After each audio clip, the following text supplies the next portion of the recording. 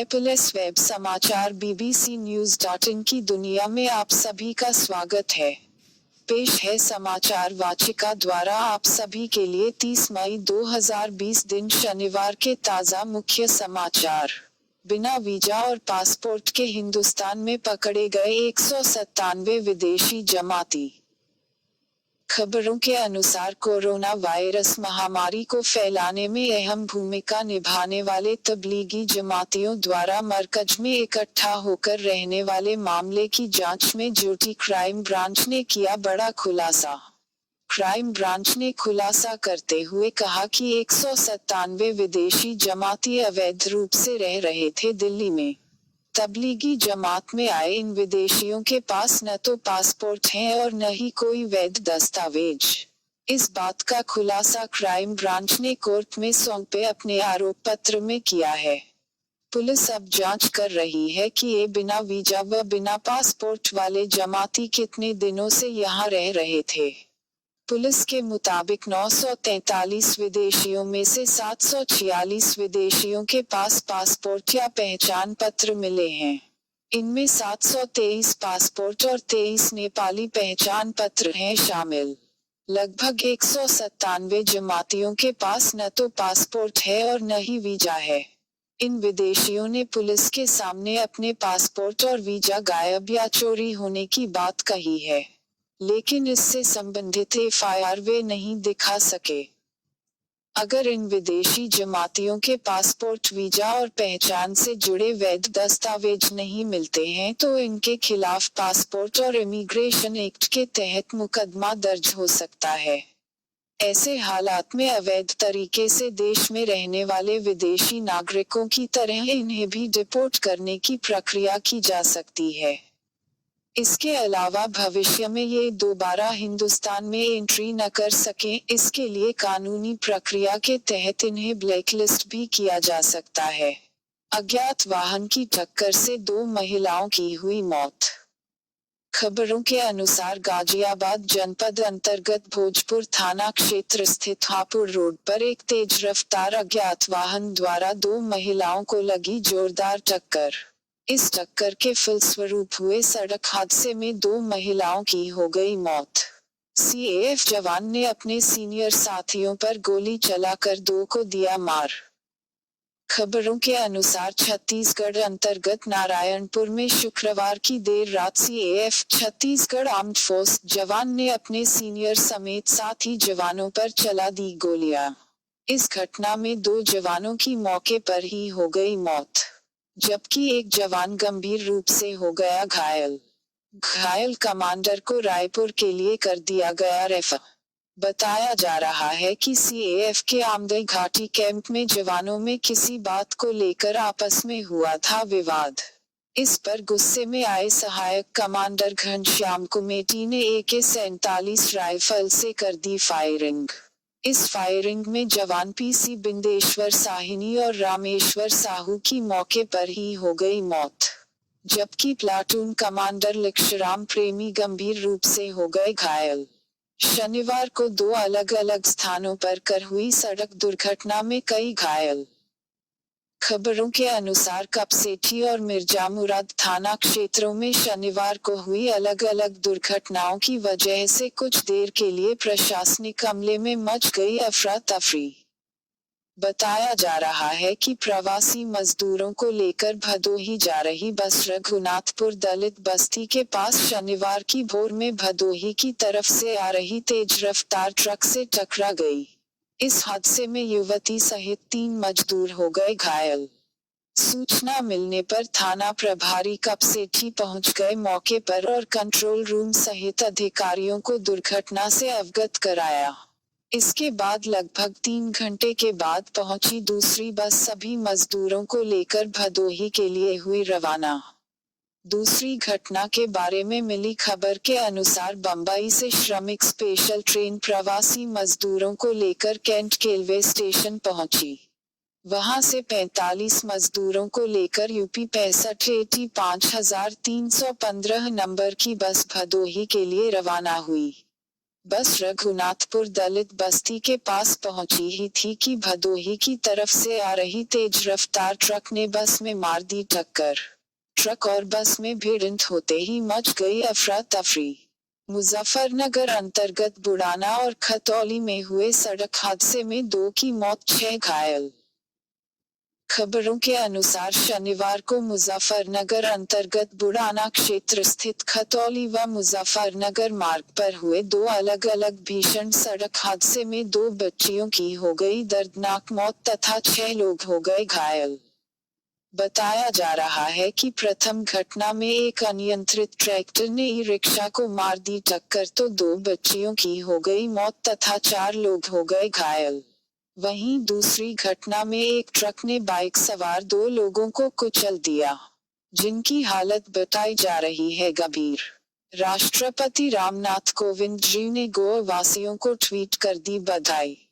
आज 30 मई 2020 गोवा राज्य स्थापना दिवस पर राष्ट्रपति माननीय रामनाथ कोविंद जी ने गोवा के लोगों को दी बधाई। उन्होंने बधाई देते हुए यह भी कहा कि गोवा अपने प्राकृतिक सौंदर्य और जीवंत संस्कृति के लिए प्रसिद्ध है। गोवा के लोग अतिथि सत्कार, सद्भाव और भाईचारे की भावना के लिए जाने जाते हैं। मेरी कामना है कि आने वाले वर्षों में यह सुंदर राज्य प्रगति की नई ऊंचाइयां प्राप्त करें। छत्तीसगढ़ के प्रथम मुख्यमंत्री का पार्थिव शरीर पंचतत्व में हुआ विलीन।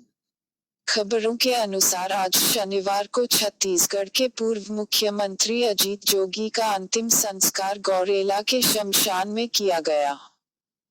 मुख्यमंत्री भूपेश बघेल व विधानसभा अध्यक्षता शून्य चरणदास महंत सहित तमाम विशिष्ट लोगों की मौजूदगी में हुए अंतिम संस्कार के साथ ही उनका पार्थिव शरीर पंचतत्व में हो गया विलीन। दूसरी तरफ पूर्व मुख्यमंत्री अजीत जोगी के अंतिम संस्कार की प्रक्रिया पूरी होने के साथ ही राजनीतिक गलियारे में उनकी राजनीतिक विरासत को लेकर शुरू हो गई है चर्चा। हालांकि उनके परिवार के बाकी 3 सदस्य, पत्नी, पुत्र और बहू तीनों ही राजनीति में सक्रिय हैं। पत्नी डा शून्य रेणु जोगी कोटा सीट से विधायक हैं तो पुत्र अमित पिछली बार मरवाही से विधायक थे। वहीं बहू ऋचा ने इस बार बसपा के टिकट पर विधानसभा का चुनाव लड़ा था, लेकिन चुनाव हार गई। इन सब के बावजूद मरवाही विधानसभा सीट से उनकी राजनीतिक विरासत को लेकर अटकलों का दौर हो गया है शुरू। मुख्यमंत्री उत्तर प्रदेश योगी जी ने आगरा में हुई जनहानि पर शोक किया व्यक्त। मुख्यमंत्री कार्यालय से प्राप्त खबरों के अनुसार मुख्यमंत्री उत्तर प्रदेश योगी आदित्यनाथ जी ने आगरा जनपद में आए जबरदस्त आंधी तूफान से हुए जनहानि पर व्यक्त किया है गहरा शोक। उन्होंने दिवंगतों के परिजनों को 4-4 लाख की राहत राशि तत्काल वितरित किए जाने के दिए हैं निर्देश। मुख्यमंत्री योगी जी ने मृतकों के शोक संतप्त परिजनों के प्रति संवेदना भी व्यक्त की है। इतना ही नहीं, उन्होंने अधिकारियों को प्रभावितों को राहत एवं मदद पहुंचाने का कार्य पूरी तत्परता से करने के निर्देश देने के साथ ही कहा कि घायलों का समुचित कराया जाए उपचार। डुमरियागंज में 2 बाइकों की टक्कर में 1 की मौत। खबरों के अनुसार जनपद सिद्धार्थनगर अंतर्गत डुमरियागंज थाना क्षेत्र स्थित पचुत के पास आज शनिवार को लोगों ने देखा रफ्तार का कहर। बताया जा रहा है कि तेज रफ्तार चल रही 2 बाइकों की आपस में हुई जोरदार टक्कर के फलस्वरूप 1 की हो गई मौत तथा 2 लोग गंभीर रूप से हो गए घायल। घायलों की हालत गंभीर होने पर उन्हें जिला अस्पताल के लिए किया गया रेफर। मौके पर पहुंची डुमरियागंज थाना पुलिस द्वारा शव को कब्जे में लेकर की गई विधिक कार्यवाही। कल लॉकडाउन के अंतिम चरण के खत्म होने के पश्चात चालू होगा अनलॉक 1। खबरों के अनुसार कल 31 मई को लॉकडाउन खत्म होने को लेकर लोगों के मन में थी उहापोह। लोग सोच रहे थे कि लॉकडाउन 5 भी कहीं पहले की तरह तो नहीं न लगा दिया जाएगा। इसको देखते हुए गृह मंत्रालय ने लॉकडाउन 5 के लिए नई गाइडलाइंस कर दी है जारी। यानी कि लॉकडाउन 5 सेकंड अनलॉक 1 की गिनती हो गई है शुरू।